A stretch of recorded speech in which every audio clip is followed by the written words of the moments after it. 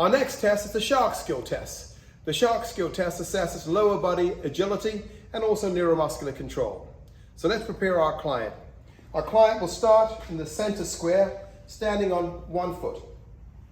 The hands are on the hips, and there's a certain designation. So in a bit, my client will step forward and go all around the edges, returning to the center square, and I'm gonna see how many faults, if any, she makes. What constitutes a penalty? If the hands comes off the hips, if my client fails to jump correctly in the designated square, if she does not return to the center square, or if she loses her balance, we will add 0.1 seconds onto the time that she accumulates at the end. So let's see how she does. When you're ready, I have my timer here, and I will time you accordingly, and then I'll add on the faults, if any. So ready, begin.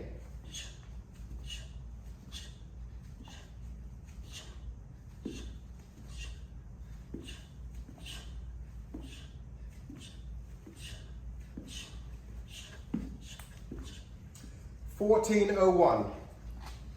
2 faults. So we'll add the 2 faults, 0.2 onto that to give you your time, and that was with the right leg. Yes.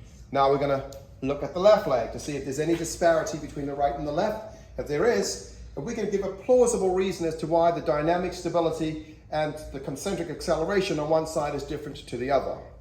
So when you're ready, and begin.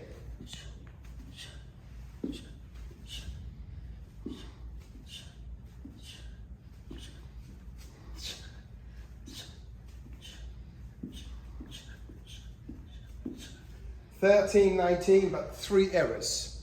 So we'll add that onto the time, and clearly there is a range there that's relatively the same, so I would say there's not too much disparity. But in moving forward, we do this in 6 weeks' time, have your agility of your lower body and your stability of your lower body improve.